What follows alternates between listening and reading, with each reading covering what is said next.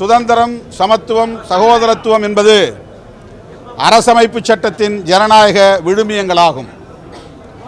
சங் பரிவார்களால் இந்த ஜனநாயகத்திற்கு பெரும் ஆபத்து சூழ்ந்துள்ளது. 10 ஆண்டு காலத்தில் அவர்கள் செய்திருக்கிற மிக மோசமான அவலமான ஆட்சி நிர்வாகத்தை மூடி மறைக்கிற வகையில், அதிலிருந்து மக்களின் கவனத்தை திசை திருப்புகிற வகையில், மக்களை ஏமாற்றுகிற மோசடி அரசியலில் சங் பரிவார் கும்பல் ஈடுபட்டு வருகிறது.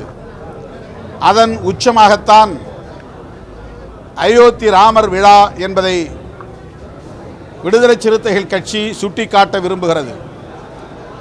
வேலைவாய்ப்பு பிரச்சனை, பொருளாதார வீழ்ச்சி,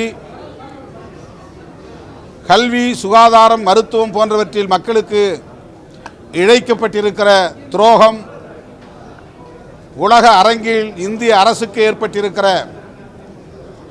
பணமதிப்பு வீழ்ச்சி போன்றவற்றையெல்லாம் மறைப்பதற்காகவும், மக்களின் கவனத்தை அவற்றிலிருந்து திசை திருப்புவதற்காகவும் அவர்கள் கையில் ஏந்திருக்கிற ஒற்றை ஆயுதம் ஜெய் ஸ்ரீராம் என்கிற முழக்கம்தான். இப்படிப்பட்டவர்களின் ஆட்சி தொடர்ந்து நீடித்தால் அதானி, அம்பானி கும்பல் மட்டுமே இங்கு வலிமை பெற முடியும். அவர்களின் ஆட்சியே தொடர்ந்து நீடிக்கும். ஆகவே இவர்களை ஆட்சி அதிகார பீடத்திலிருந்து அப்புறப்படுத்துவது இன்றைக்கு நாட்டின் மிக முக்கியமான தேவையாக மாறியிருக்கிறது. அதற்காக உருவாகி இருப்பதுதான் இந்தியா கூட்டணி. அந்த கூட்டணி தலைவர்கள் பங்கேற்கும் முதல் தேர்தல் பரப்புரை நிகழ்வாகத்தான் விடுதலை சிறுத்தைகள் கட்சியின் வெல்லும் ஜனநாயக மாநாடு அமைய இருக்கிறது.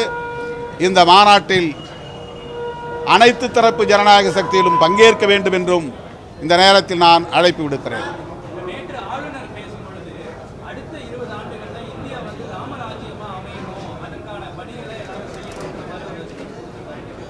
அதுதான் சங் பரிவார்களின் செயல் திட்டம். RN ரவி அவர்களின் குரல், ஒட்டுமொத்த சங் பரிவார்களின் குரல், RSSின் குரல். அவர்கள் விரும்புவது ராமராஜ்யம் என்கிற பெயரில் ஒரு குறிப்பிட்ட சமூகத்தினரின் ஆதிக்க ஆட்சி நிர்வாகமாகும். அதுதான் பெரியாரும் அம்பேத்கரும் சுட்டிக்காட்டிய பார்ப்பன சாம்ராஜ்யம். அதற்காகத்தான் மோடியும் அமித்ஷாவும் உயிரை கொடுத்து போராடி கொண்டிருக்கிறார்கள். வர்ணாசிரம தர்மத்தை நிலைநாட்டுவதுதான் ராமராஜ்யம் என்று ஏற்கனவே பலராலும் விவரிக்கப்பட்டிருக்கிறது. சம்புகன் என்கிற சூத்திரன் தவம் இருந்தான் என்பதற்காக ராமன் அவனை வதம் செய்தான் என்பது ராமாயணத்தில் ஒரு பகுதியாக இருக்கிறது. ஆக சூத்திரர்கள் தவம் கூட செய்யக்கூடாது, குலதர்மத்தை மீறக்கூடாது என்று சொல்லுகிற அந்த ராஜ்யம்தான் ராமராஜ்யம். அப்படிப்பட்ட ஒரு ஆட்சி நிர்வாகத்தை, சாம்ராஜ்யத்தை இங்கே நிறுவ வேண்டும் என்பதுதான் சங் பரிவார்களின் நோக்கம் என்கிற நிலையில் சமூக நீதி இங்கே அழித்தொழிக்கப்படும், ஜனநாயக விழுமியங்கள் அழித்தொழிக்கப்படும், அரசமைப்பு சட்டம் தூக்கி எறியப்படும். ஆகவேதான் RN ரவி போன்றவர்களின் கனவு திட்டத்தை, சதி திட்டத்தை முறியடிக்க அனைத்து தரப்பு உழைக்கும் இந்து சமூகத்தை சார்ந்த அப்பாவி பொதுமக்களுக்கு வேண்டுகோள் விடுக்கிறோம். விழித்து கொள்ளுங்கள், எச்சரிக்கையாக இருங்கள். இந்த மாய்மாட அரசியலில் இரையாகி விடாதீர்கள். இவர்களை தூக்கி எறிய ஓரணியில் திரளுங்கள் என்று விடுதலை சிறுத்தைகள் அறைகூவி அழைப்பு விடுக்கிறது.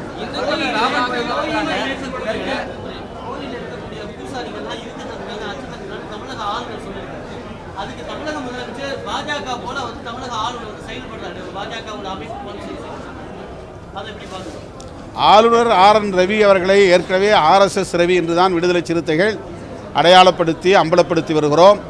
அதை அவர் ஒவ்வொரு நிகழ்விலும் உறுதிப்படுத்தி கொண்டிருக்கிறார்.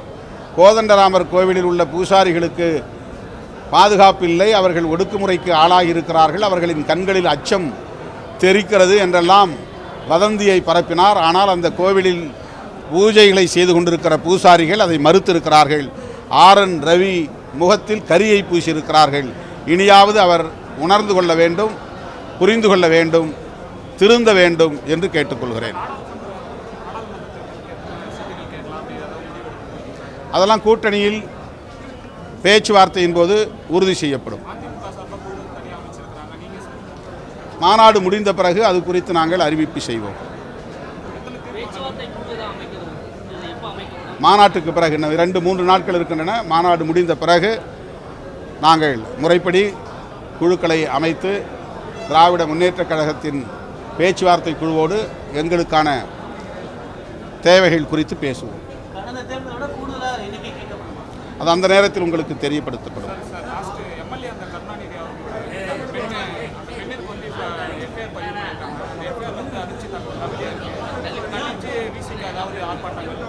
ஏற்கனவே நாங்கள் இது குறித்து அறிக்கை வெளியிட்டிருக்கிறோம். அரசு வழக்கு பதிவு செய்திருக்கிறது.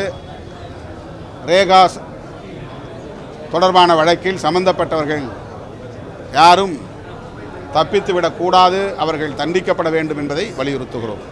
நன்றி.